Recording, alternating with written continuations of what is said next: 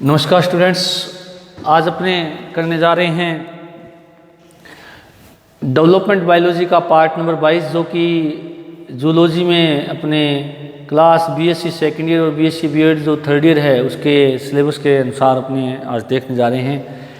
देखिएगा स्टूडेंट्स, अपना जो टॉपिक चल रहा था कि जो डेवलपमेंट बायोलॉजी के अंदर जो फीमेल हार्मोन कौन कौन से हैं, मादा हार्मोन कौन कौन से हैं, या यूँ कहते हैं कि मादा के अंदर कौन कौन से ऐसे हार्मोन बनते हैं जो कि उसकी जनन क्रियाओं का नियंत्रण करते हैं। तो अपने अंडाशय है, उस अंडाशय की संरचना को अपने कल देखा था, उसको समझा था डायग्रामेटिकली कि इंटरनली उसके अंदर ऐसा क्या संरचनाएं होती हैं। तो कल की क्लास में हमने देखा था कि अंडाशय की जो आंतरिक संरचना उसके अंदर अनेक पुटक पाए जाते हैं। पुटक के द्वारा हार्मोन्स का निर्माण होता है, फिर कार्पस ल्यूटियम बनती है, उसके द्वारा हार्मोन का निर्माण होता है। तो मैंने बताया था कि आपको जो पार्ट नंबर 21 में देखा कि महिलाओं के अंदर अंडाशय में तीन प्रकार के हार्मोन बनते हैं, एस्ट्रोजन, प्रोजेस्टेरोन और रिलैक्सिन हार्मोन। थोड़ा बहुत मात्रा में टेस्टोस्टेरोन भी बनता है, जिसका ज़्यादा योगदान इसमें नहीं रहता है। तो मुख्य तीन ही हार्मोन है, एस्ट्रोजन, प्रोजेस्टेरोन और अपने रिलैक्सिन हार्मोन। अपने कल देख रहे थे function of oestrogen in female के अंदर फंक्शन देख रहे थे।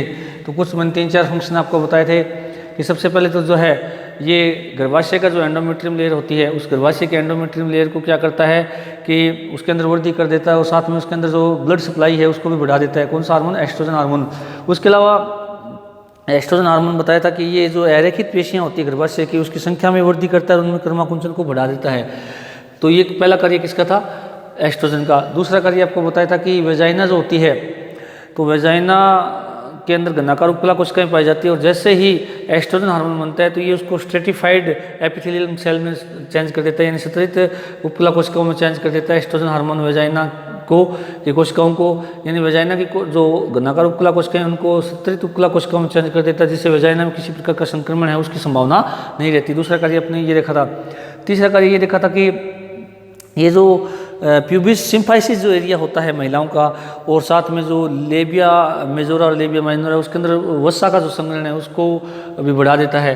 तो जिससे क्या होता है, ये क्षेत्र जो उभरे हुए दिखाई देते हैं, इसका ये कार्य भी होता है, यानी वसा का संग्रहण बढ़ा देता है। उसके अलावा फेलोपियन ट्यूब के ऊपर भी अपने देखा था इसका प्रभाव होता है कि फेलोपियन ट्यूब जो है इसके अंदर ये जो ग्रंथिल उपकला कोशिकाएं और साथ में जो सीलेटेड एपिथेलियल सेल्स है उसकी संख्या में वृद्धि कर देता है, ताकि अंडाशय जब फेलोपियन ट्यूब में आता है तो उसमें घर्षण नहीं होता किसी प्रकार का, और साथ में जो ग्रंथियाँ होती हैं उन फेलोपियन ट्यूब के मार्ग को नम और चिकना बना देती है, जिससे अंडा आसानी से आगे खिसकता रहता है और निषेचन की ओर बढ़ता है, कि शुक्राणु के पास जाता है और निषेचन की क्रिया संपन्न होती है।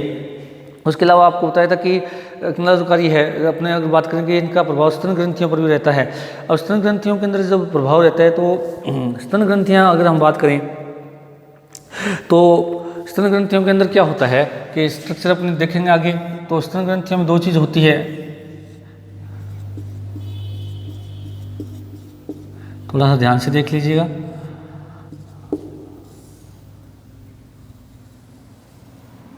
ये डक्ट होती है, ये एल्वोलाई होती है, इन कुपिका जिसको कहते हैं, और ये क्या है? नलिका होती है, दुग्ध नलिका, मिल्क डक्ट। तो देखिएगा स्टूडेंट, दो बातें हैं जो अपने एस्ट्रोजन और प्रोजेस्टेरोन दोनों के संदर्भ में पढ़ेंगे। मिल्क डक्ट का जो निर्माण है या उनकी संख्या में जो वृद्धि है वो कौन सा हार्मोन करता है? एस्ट्रोजन करता है। थोड़ा सा ध्यान से देख लीजिएगा। और जो एल्वोली की संख्या में जो वृद्धि है, क्योंकि एल्वोली के अंदर ये मिल्क ग्लैंड्स पाई जाती हैं जो कि सीबेशियस ग्लैंड होती हैं, का रूपांतरण होती हैं, तो एल्वोली के अंदर जो मिल्क ग्लैंड है, एल्वोली की जो मात्रा है उसकी उनकी संख्या में वृद्धि करने का काम कौन सा हार्मोन करता है? प्रोजेस्टेरोन। कौन सा हार्मोन करता है? प्रोजेस्टेरोन। तो प्रोजेस्टेरोन का काम क्या है? कुपिकाओं में वृद्धि करना स्तन ग्रंथियों की, और जो एस्ट्रोजन है वो क्या करता है? मिल्क जो ग्लैंड्स होती हैं या मेमेलरी ग्लैंड होती है उसके डक्ट में क्या करना? वृद्धि करना, उसके वृद्धि विकास को प्रेरित करना।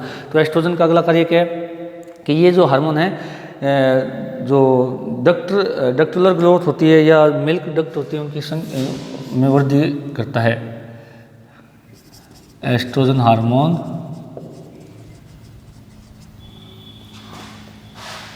ब्रेस्ट ग्लैंड्स की डक्टुलर ग्रोथ को प्रेरित करता है। ये इसका नेक्स्ट कार्य जो अपन देख रहे थे कल फंक्शन ऑफ एस्ट्रोजन में, तो कुछ 3 कल फंक्शन अपने देख लिए थे। चौथा फंक्शन क्या है? एस्ट्रोजन हार्मोन बेस्ट ग्लैंड्स की डक्टुलर ग्रोथ को प्रेरित करता है। ये डक्टुलर ग्लैंड है, इनका काम क्या है? कोशिकाओं के अंदर मिल्क बनता है, मिल्क बाद में इन नलिकाओं में, तो नलिकाओं से होते हैं जो एरियोला मेमी क्षेत्र होता है, उसके अंदर निप्पल एरिया होता है। इसमें क्या होता है? निप्पल एरिया होता है और यहाँ सूक्ष्म छिद्र होते हैं, तो यहाँ से फिर बच्चे के मुंह के अंदर दूध का सिक्रेशन होता है। तो डक्ट आवश्यक होती है दुग्ध मिल्क सिक्रेशन के लिए। तो इसलिए क्या होता है कि ये जो डक्ट है इनकी मात्रा में या इनकी वृद्धि विकास के लिए कौन सा होना आवश्यक होता है? एस्ट्रोजन आवश्यक होता है। नेक्स्ट यदि हम प्रभाव देखें तो स्केलेटन पर भी इसका प्रभाव होता है। अब स्केलेटन पे क्या प्रभाव होता है ये मैं आपको थोड़ा सा बता देता हूँ कि जो ये हार्मोन जो होता है, 2 घटनाएं होती हैं। एक तो होता है ओस्टियोब्लास्टोसिस घटना और एक होती है ओस्टियोपोरोसिस। ओस्टियोब्लास्टोसिस और एक होती है ओस्टियोपोरोसिस। अब थोड़ा सा ध्यान से देखिएगा, होता क्या है ये हार्मोन कि जब प्यूबर्टी स्टेज आती है लड़कियों के अंदर या फीमेल के अंदर, जब प्यूबर्टी स्टेज आती है या यूँ कहते हैं कि किशोरावस्था आती है, तो उस समय एस्ट्रोजन हार्मोन बनना शुरू होता है, क्योंकि रज चक्र प्रारंभ हो जाता है। रज चक्र जब शुरू होता है तो एस्ट्रोजन हार्मोन बनेगा। एस्ट्रोजन जब हार्मोन बनता है तो ये हार्मोन क्या करता है कि हड्डियों के अंदर कैल्शियम के डिपोजिशन को बढ़ाता है, जिससे हड्डियाँ क्या होती है? मजबूत होती है। मजबूत का मतलब थोड़ा कैल्शियम का जमा होने से उनकी जो है मजबूती वो बढ़ती है, यानी कठोरता बढ़ती है किसकी? हड्डियों की। उस घटना को कहते हैं ओस्टियोब्लास्टोसिस। अब क्या होता है कि जैसे जैसे रज्जो दर्शन के दौरान तो ये घटना होती है, रज्जो दर्शन और रज्जो निवृत्ति कल मैंने बताया था आपको। रज्जो दर्शन वह अवस्था होती है जिसके अंदर प्रथम बार रज चक्र प्रारंभ होता है, और प्रथम बार रज चक्र प्रारंभ होगा तो इसका मतलब एस्ट्रोजन हार्मोन बनना शुरू होता है। और जैसे जैसे रज्जो निवृत्ति अवस्था आती है तो उस समय क्या होता है कि ओस्टियोपोरोसिस की घटना शुरू हो जाती है महिलाओं में। उसमें क्या होता है कि जो कैल्शियम का डिपोजिशन होता है वो डिपोजिशन अस्थियों में कम हो जाता है, जिससे अस्थियों के अंदर छोटे छोटे पोर हो जाते हैं, जिससे महिलाओं की जो अस्थियाँ हैं वो कमज़ोर हो जाती है। कमज़ोर होने से फिर हड्डियाँ चटक जाती है जल्दी, तो इसलिए इस घटना को कहते हैं ओस्टियोपोरोसिस। तो देखिएगा स्टूडेंट की होता क्या है कि जो है महिलाओं के अंदर ये जो अपने ओस्टियोपोरोसिस है, ये मैंने बताया था रजोनिवृत्ति के दौरान होगा, रजोनिवृत्ति के बाद में होता है। रजोनिवृत्ति की आयु मैंने बताया था 45 से 50 वर्ष की आयु होती है महिलाओं के अंदर, जो कल अपने बात की भी थी। तो अगला इसका कार्य यदि हम देखें तो क्या है?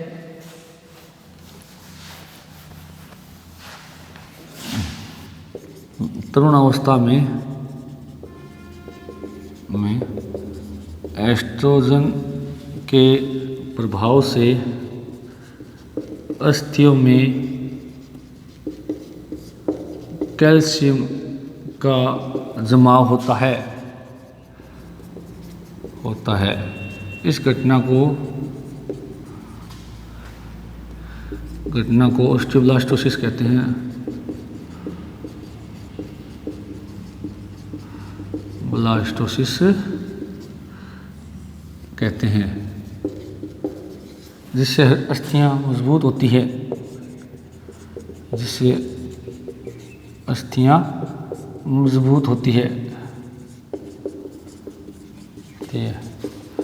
परंतु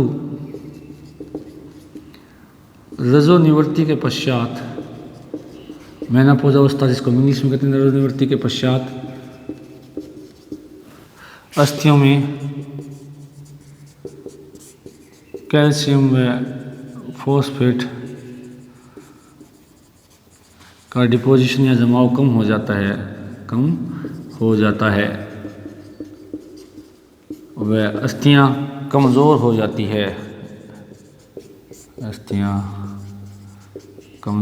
जाती है। इस घटना को ओस्टियोपोरोसिस कहते हैं। इसको ओस्टियोपोरोसिस कहते हैं। क्या कहते हैं? इसको ओस्टियोपोरोसिस कहते हैं, इस घटना को कहते हैं। तो इससे क्या होता है? थोड़ा सा गिरने से हड्डियाँ क्या है? चटक जाती है। ये घटना क्या कहती है? ओस्टियोपोरोसिस। उसके अलावा प्रोटीन संचय की यदि हम बात करें तो ये जो है हार्मोन एस्ट्रोजन, ये शरीर के अंदर प्रोटीन जो है उसके संचय को प्रेरित करता है। ये हार्मोन शरीर में प्रोटीन संचय को प्रेरित करता है। अब प्रोटीन्स जो है, हालांकि टेस्टोस्टेरोन की तुलना में कम होता है इसका प्रभाव, परंतु फिर भी शरीर के अंदर क्या प्रोटीन संश्लेषण और प्रोटीन संचय उसको क्या करता है, प्रेरित करता है। उसके अलावा यदि हम बात करें तो ये जो है हार्मोन वसा संचय को भी प्रेरित करता है, वसा संचय को भी प्रेरित करता है।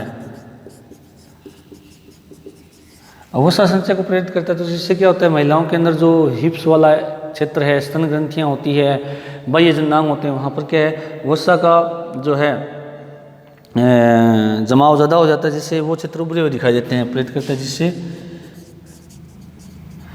बाह्य जननांग, स्तन ग्रंथियां वह कुल्हे में वसा का जमाव हो जाता है।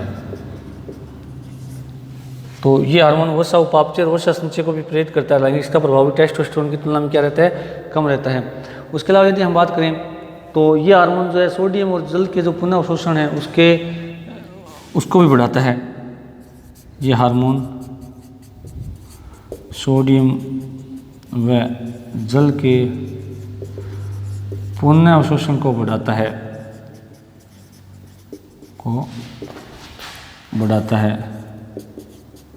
जिससे शरीर में इलेक्ट्रोलाइट्स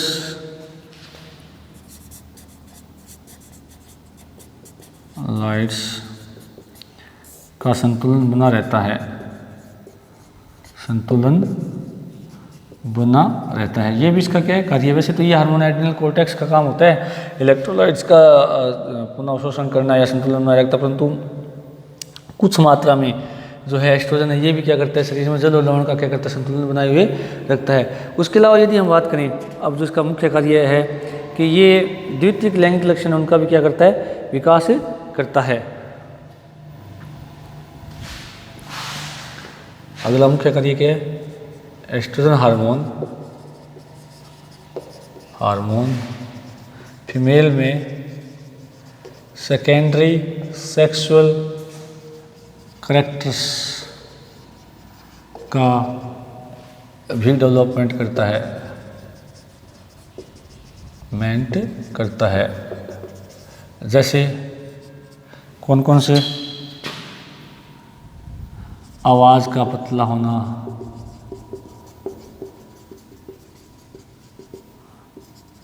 दाढ़ी मूंछ की अनुपस्थिति,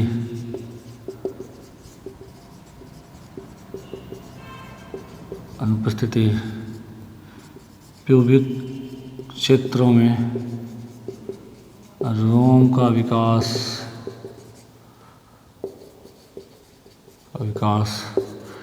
स्तन ग्रंथियों का विकास,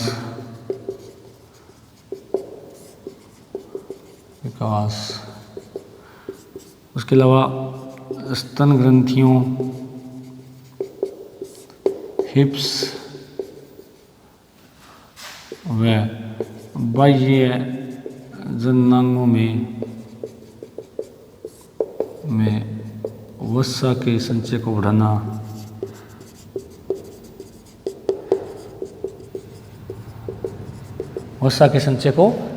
बढ़ाना, तो ये कौन से लक्षण हो गए, द्वितीयक लैंगिक लक्षणों है का विकास होता है, किसके द्वारा, एस्ट्रोजन हार्मोन जो कि फीमेल के अंदर पाए जाते हैं।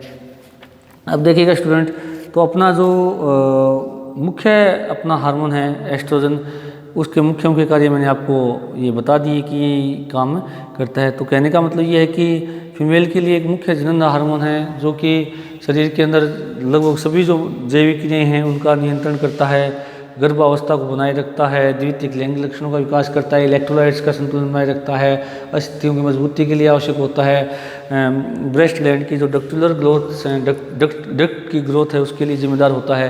तो कहने का मतलब ये हार्मोन्स एक से अधिक कार्यों को संपन्न करता है, जिससे क्या है कि ये हार्मोन अपना शरीर के अंदर जो है अलग अलग विशेषताओं के साथ अपने कार्यों को संपन्न करता है। अब अपने बात करते हैं जो नेक्स्ट हार्मोन होता है, कौन सा, प्रोजेस्टेरोन हार्मोन। प्रोजेस्टेरोन जो हार्मोन है ये भी फीमेल के अंदर बनता है। तो मुख्यतः ये तो आपको पता होना चाहिए कि कार्पस ल्यूटियम जो है वो ही इसका निर्माण करती है, जिसका प्रोजेस्टेरोन का, परंतु कुछ मात्रा में प्लेसेंटा भी करता है। तो प्लेसेंटा जो है इसका भी महिलाओं के अंदर मुख्य योगदान होता है। और मैं थोड़ा सा फिर एक बार रिपीट कर देता हूँ कि जो एस्ट्रोजन हार्मोन है ये हार्मोन जो है फीमेल के अंदर जो अंडाशय के पुटक है उनके पुटक कोशिकाओं द्वारा बनता है। और इसके अलावा जो है ये हार्मोन जो है बनने के बाद में और इसकी सांद्रता जैसे जैसे कार्पस ल्यूटियम बनती बढ़ती जाती है, उसके बाद में प्रोजेस्टेरोन भी बनता है। तो प्रोजेस्टेरोन और एस्ट्रोजन दोनों साथ मिलकर के क्या करते हैं, महिला के अंदर द्वितीयक लैंगिक लक्षण है, गर्भावस्था है, उनको बनाए रखने का काम करते हैं। अब अपना जो सेकंड हार्मोन है उसके बारे में बात कर रहे हैं, कौन सा है, progesterone hormone. Function of progesterone, function of progesterone की हम बात करने जा रहे हैं।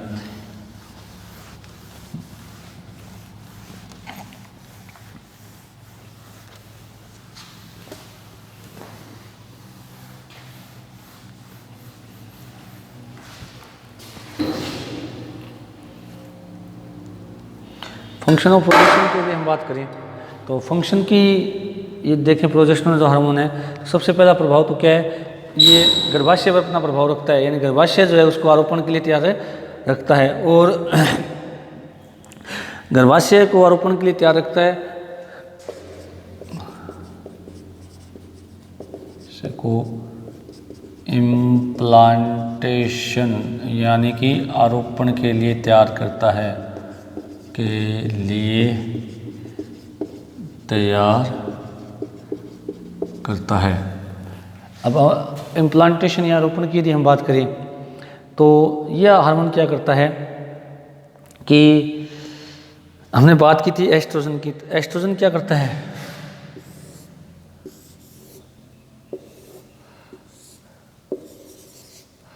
हमने बात की थी कि गर्भाशय के अंदर ये मायोमेट्रियम लेयर होती है, कौन सी लेयर होती है, मायोमेट्रियम लेयर होती है। तो मायोमेट्रियम हमने बात की थी कि एस्ट्रोजन हार्मोन है, एस्ट्रोजन हार्मोन अरेखित पेशियों को संख्या में वृद्धि करता है यहाँ पर, और साथ में क्या करता है, मायोमेट्रियम जो लेयर है इसके अंदर जो अरेखित पेशियों में संकुचन को प्रेरित करता है, तो वो हार्मोन संकुचन को प्रेरित करता है। अब पहली बात तो हम यहाँ करते हैं इम्प्लांटेशन क्या है। इम्प्लांटेशन की यदि हम परिभाषा की बात करें तो निषेचन की घटना अंडवाहिनी के अंदर होती है, फेलोपियन ट्यूब में होती है। फेलोपियन ट्यूब में जब निषेचन होता है तो जाइगोट बनता है, जाइगोट के बाद मोरुला बनता है, मोरुला के बाद में जो ब्लास्टुला अवस्था आती है, तो निषेचन के लगभग 6ठे या 7वें दिन ब्लास्टुला क्या होता है कि फेलोपियन ट्यूब से होकर के कहाँ आकर के धंस जाता है, किसी एक जगह करके फिक्स हो जाता है, कहाँ पर, गर्भाशय के अंदर, एंडोमेट्रियम लेयर के अंदर। तो इस घटना को कहते हैं इम्प्लांटेशन, इस घटना को कहते हैं इम्प्लांटेशन या आरोपण। अब देखिएगा कि प्रोजेस्टेरोन हार्मोन है वो कार्पस ल्यूटियम के द्वारा स्रावित होता है। हम सामान्य भाषा में तो कह देते हैं कि ये अंडाशय के द्वारा स्रावित होता है, परंतु मुख्यतः किसके द्वारा स्रावित होता है, अंडाशय के अंदर मौजूद कार्पस ल्यूटियम के द्वारा।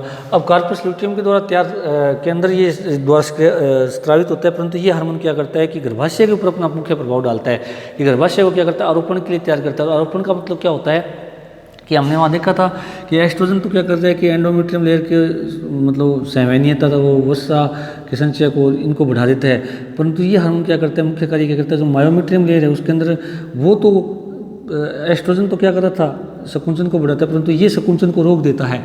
संकुचन को रोक देने के बाद में जो ब्लास्टुला है वो आसानी से कहीं पर भी आकर के फिक्स हो जाता है। अब फिक्स हो जाएगा तो फिर 9 महीने तक जो है प्रोजेस्टेरोन बना रहेगा, तो जिसके द्वारा कि भ्रूण का डेवलपमेंट यहाँ गर्भाशय में होता रहता है। इस दौरान जो कर्माकुंचन है, गर्भाशय के जो कॉन्ट्रैक्शन है वो रुक जाते हैं, तो इस कारण गर्भपात नहीं हो पाता है। अब देखिएगा कि गर्भाशय में जो है गर्भावस्था को बनाए रखने के लिए प्रोजेस्टेरोन का हार्मोन का बहुत बड़ा योगदान है, क्योंकि वो गर्भाशय को तैयार भी कर रहे हैं और साथ में उसके अंदर संकुचन को भी रोक रहे हैं। इसलिए प्रोजेस्टेरोन को हम गर्भावस्था हार्मोन भी कहते हैं या प्रेगनेंसी हार्मोन भी कहते हैं। अब यदि हम मान लें कि यदि आरोपण हो गया, आरोपण के बाद में यदि प्रोजेस्टेरोन की सांद्रता कम हो जाती है तो गर्भपात हो जाता है, क्योंकि जो गर्भ है वो नष्ट हो जाता है, नष्ट होकर के वेजाइना से मैच्योर होने से पहले शरीर से क्या निकल जाता है, वेजाइना से बाहर निकल जाता है, उस घटना को कहते हैं गर्भपात। तो गर्भपात किस कंडीशन में हो रहा है, प्रोजेस्टेरोन की कमी से हो रहा है। तो इसलिए गर्भपात न हो, गर्भावस्था बनी रहे, इसके लिए कौन सा हार्मोन आवश्यक है, प्रोजेस्टेरोन हार्मोन। क्यों आवश्यक है, क्योंकि वो मुख्य काम उसका यही है कि मायोमेट्रियम जो लेयर है उसके एरेखित पेशियों के अंदर संकुचन को वो रोकता है, तो तैयार करता है, तथा एरेखित पेशियों में यूँ लिख देते हैं मायोमेट्रियम की एरेखित पेशियों में संकुचन को रोकता है, संकुचन को रोकता है, जिससे गर्भपात नहीं हो पाता है। इसलिए इस हार्मोन को गर्भावस्था हार्मोन भी कहते हैं, गर्भावस्था हार्मोन यानी प्रेगनेंसी हार्मोन भी कहते हैं।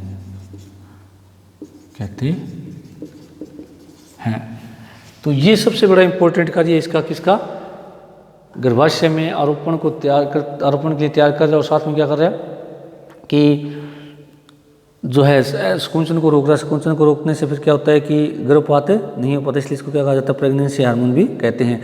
उसके अलावा यदि दूसरा कार्य यदि हम देखें तो ये क्या करता है, स्तन ग्रंथियों में कुपिकाओं के वृद्धि को प्रेरित करता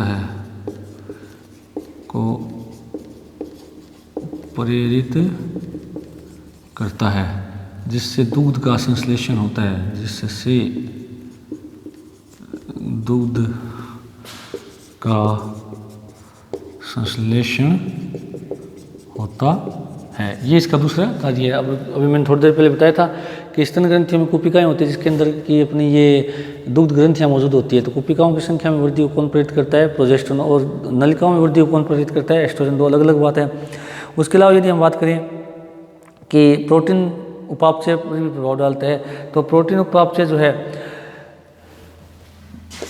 ये प्रोटीन के कैटाबॉलिज्म को बढ़ाता है, प्रोटीन के कैटाबॉलिज्म को बढ़ाता है। वो प्रोटीन संश्लेषण को बढ़ाता था, ये क्या कर रहा है, बढ़ाता है, जिससे गर्भावस्था में प्रोटीन की आवश्यकता होती है, गर्भावस्था में प्रोटीन की कमी पूरी होती है, प्रोटीन की कमी पूरी होती है। अब ये बात भी सही है कि जो भ्रूण डेवलप हो रहा है उसको क्या चाहिए, माता को भी प्रोटीन ज़्यादा से ज़्यादा चाहिए, उस भ्रूण को भी चाहिए। तो इसलिए क्या होता है कि ये हार्मोन प्रोटीन की कैटाबॉलिज्म यानी टूटने की दर यानी एमिनो अम्ल के बनने की दर को बढ़ा देता है, जिससे क्या होता है गर्भावस्था में प्रोटीन की कमी क्या होती है, पूरी होती है। उसके अलावा फेलोपियन ट्यूब में भी ये कार्य करता है कि फेलोपियन ट्यूब जो होती है उसके अंदर क्या होता है कि ये जो ग्रंथियाँ होती है फेलोपियन ट्यूब की, उन ग्रंथियों के अंदर जो सिक्रेशन है उसको बढ़ा देता है, ताकि जो अंडा है उसको क्या कर दे, ये पोषण प्रदान कर सकता है। फेलोपियन ट्यूब में स्रवण को बढ़ाता है, जिससे अंडे को पोषण प्राप्त होता है, पोषण प्राप्त होता है। कौन सा हार्मोन, प्रोजेस्टेरोन। तो फेलोपियन ट्यूब में वहाँ तो क्या होता है, एस्ट्रोजन तो क्या कर रहा था, उसके अंदर सीलिया और ग्रंथियों की मात्रा संख्या में वृद्धि कर रहा था, और ये क्या कर रहा है कि ग्रंथियाँ जो होती हैं उनको सक्रिय करके उनसे पोषक पदार्थों के स्त्राव को प्रेरित करता है। तो जिससे क्या होता है, अंडे को पोषण मिलता है और अंडा जो है वो निषेचन की ओर या शुक्राणु की ओर निषेचन के लिए गति करता है। उसके अलावा यदि हम बात करें, ये जो हार्मोन है इसका एक इम्पोर्टेंट कार्य और है, ये हार्मोन LH का संदमन करता है, LH का संदमन करता है, ताकि नया रज का प्रारंभ न हो, ताकि नया रज चक्र प्रारंभ न हो। तो ये मुख्य मुख्य कार्य हैं किसके, प्रोजेस्टेरोन के। तो प्रोजेस्टेरोन क्या करता है कि एस्ट्रोजन के साथ मिलकर के कार्य करता है। एस्ट्रोजन का निर्माण पुट्ट कोशिका कर रही थी, जबकि प्रोजेस्टेरोन का निर्माण कौन कर रही है, कार्पस ल्यूटियम कर रही है। तो प्रोजेस्टेरोन क्या करता है, गर्भाशय में जो है पहला कार्य आरोपण के लिए तैयार करता है। प्रेगनेंसी हार्मोन है, ताकि ये अरेखित पेशियां उनमें संकुचन न हो, इसलिए क्या करता है कि जो गर्भावस्था वो बनी रहती है। अब देखिएगा, मैं एक बात और बताता हूँ, जैसे जैसे गर्भावस्था कंप्लीट होने वाली होती है, प्रसव जब होने वाला होता है, तो उस समय क्या होता है, एस्ट्रोजन जो है इसकी सांद्रता तो बढ़ जाती है, प्रोजेस्टेरोन की सांद्रता क्या हो जाती है, कम हो जाती है। तो एस्ट्रोजन जैसे बढ़ेगा तो अरेखित पेशियों में संकुचन होगा, जिससे जो प्रसव की क्रिया, इन बच्चे का जो जन्म है वो शुरू हो जाता है। तो प्रेगनेंसी हार्मोन याद रखिएगा, हमेशा प्रश्न पूछा जाता है कौन सा है, प्रोजेस्टेरोन है। उसके अलावा ये हार्मोन क्या करता है, स्तन ग्रंथि की कुपिकाओं में वृद्धि करता है, जिससे दूध का क्या होता है, संश्लेषण होता है। प्रोटीन कैटाबॉलिज्म को बढ़ाता है, जिससे गर्भावस्था में प्रोटीन की कमी पूरी होती है। फेलोपियन ट्यूब में स्त्रवण को बढ़ाता है, जिससे अंडे का क्या मिलता है, पोषण मिलता है। और एलएच का संवर्धन करता है, ताकि नया चक्र प्रारंभ न हो। तो ये मुख्य मुख्य कार्य किसके हैं, अपने इस प्रोजेस्टेरोन के। अब देखिएगा, अंडाशय का जो तीसरा हार्मोन है वो है रिलैक्सिन। कौन सा है, रिलैक्सिन। तो स्टूडेंट्स मैं आपको बताता हूँ, रिलैक्सिन भी जो है, रिलैक्सिन का मुख्य कार्य क्या है, मैं आपको बताता हूँ। जैसे अपने जो आपने पढ़ा होगा इस तरह से,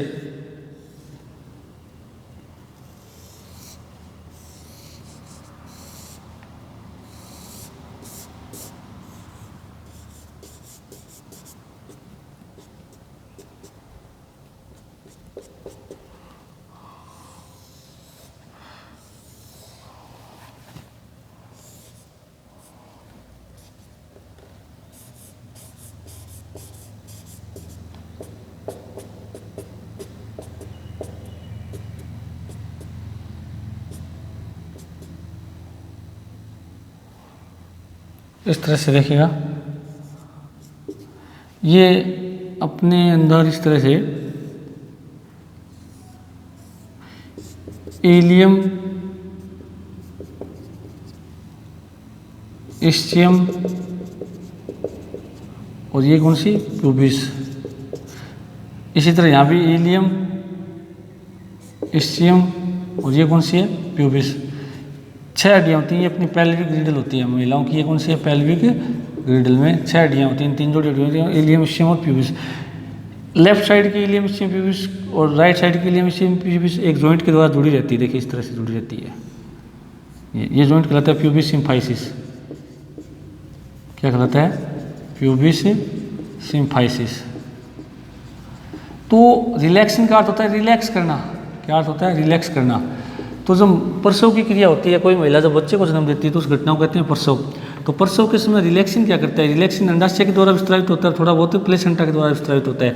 तो रिलैक्सिन क्या करता है, ये जो प्यूबिस सिम्फाइसिस जॉइंट है, ये आपस में इस तरह से जुड़ा हुआ रहता है। और प्यूबिस सिम्फाइसिस की इस जगह वेजाइना होती है, इस जगह क्या होती है, वेजाइना या योनि होती है। तो रिलैक्सिन क्या करता है कि इस प्यूबिस सिम्फाइसिस जॉइंट को थोड़ा ढीला कर देता है। ढीला करते क्या होता है, वेजाइना का जो आकार है वो बढ़ जाता है, और वेजाइना का जैसे आकार बढ़ता है तो बच्चा जो है वो उसका जन्म आसानी से हो जाता है। तो रिलैक्सिन हार्मोन का अर्थ होता है रिलैक्स करना। किसको रिलैक्स करता है, ये श्रोणी मेखला की प्यूबिस सिम्फाइसिस जॉइंट को रिलैक्स करता है या ढीला कर देता है। ढीला करने से क्या होता है कि जो महिला है उसकी वेजाइना का आकार बढ़ जाता है, और वेजाइना का आकार बढ़ने से क्या होता है कि जो महिला है वो आसानी से बच्चे को जन्म दे सकती है। तो स्टूडेंट, इस प्रकार से आज अपने जो देखे हैं अंडाशय के हार्मोन कौन कौन से होते हैं। तो अंडाशय के मुख्यतः 3 हार्मोन है, एस्ट्रोजन, प्रोजेस्टेरोन और रिलैक्सिन। तीनों का अपना अपना कार्य है। तो आज की अपनी क्लास यहीं समाप्त होती है। Thank you.